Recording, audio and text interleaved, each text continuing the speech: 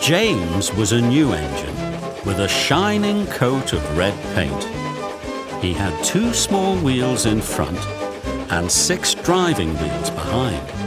They were smaller than Gordon's, but bigger than Thomas's.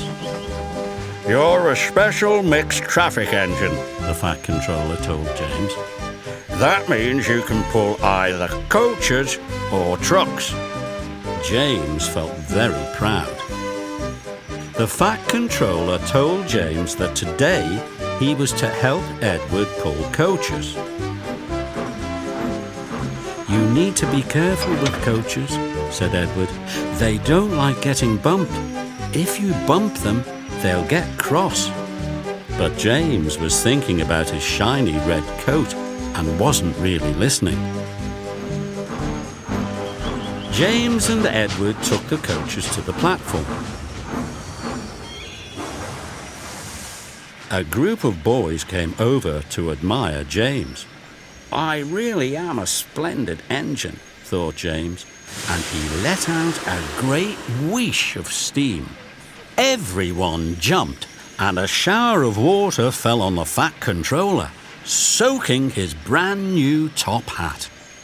James thought he had better leave quickly before he got into trouble, so he pulled away from the platform. "Slow down," puffed Edward, who didn't like starting quickly. "You're going too fast, you're going too fast," grumbled the coaches. When James reached the next station, he shot past the platform. His driver had to back up so the passengers could get off the train. "The Fat Controller won't be pleased when he hears about this," his driver said. James and Edward set off again and started to climb a hill. "It's ever so steep, it's ever so steep," puffed James. At last they got to the top and pulled into the next station. James was panting so much that he got hiccups and frightened an old lady who dropped all her parcels. "Oh dear, the Fat Controller will be even crosser now," thought James.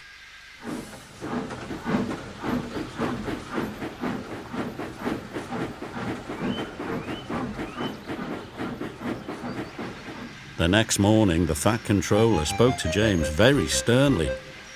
"If you don't learn to behave better, I shall take away your red coat and paint you blue," he warned. "Now run along and fetch your coaches." James felt cross. "A splendid red engine like me shouldn't have to fetch his own coaches," he muttered. "I'll show them how to pull coaches," he said to himself, and he set off at top speed.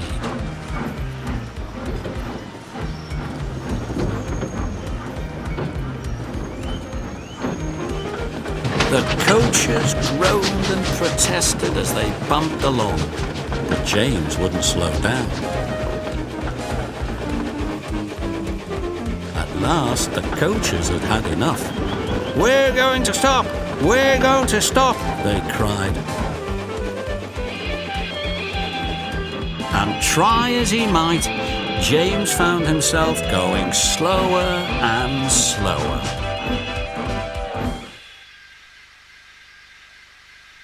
The driver halted the train and got out. "There's a leak in the pipe," he said. "You were bumping the coaches hard enough to make a leak in anything." The guard made all the passengers get out of the train. "You, sir, please give me your bootlace," he said to one of them. "No, I shan't," said the passenger. "Well then, we shall just have to stop where we are," said the guard. So the man agreed to give his bootlace to the guard. The guard used the lace to tie a pad of newspapers round the hole to stop the leak. Now, James was able to pull the train again. But he knew he was going to be in real trouble with the Fat Controller this time.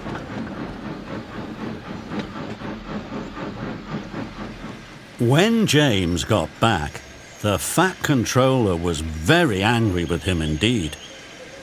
For the next few days, James was left alone in the shed in disgrace. He wasn't even allowed to push coaches and trucks in the yard. He felt really sad.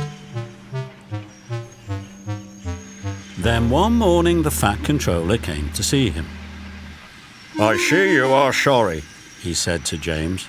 so I'd like you to pull some trucks for me. "Thank you, sir," said James, and he puffed happily away.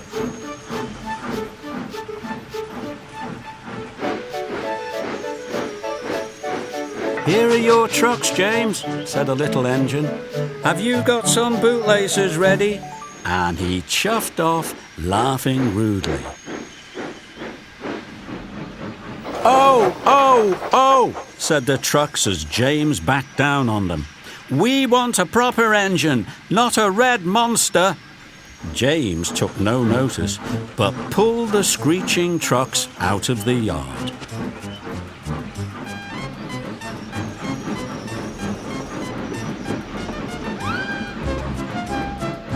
James started to heave the trucks up the hill, puffing and panting. But halfway up, the last 10 trucks broke away and rolled back down again. James's driver shut off steam. "We'll have to go back and get them," he said to James. James backed carefully down the hill to collect the trucks. Then he was off again. I can do it, he puffed.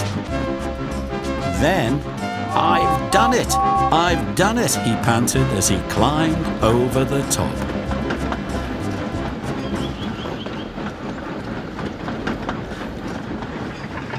When James got back to the station, the Fat Controller was very pleased with him. You've made the most troublesome trucks on the line behave, he said. After that, you deserve to keep your red coat. James was really happy. He knew he was going to enjoy working on the Fat Controller's railway.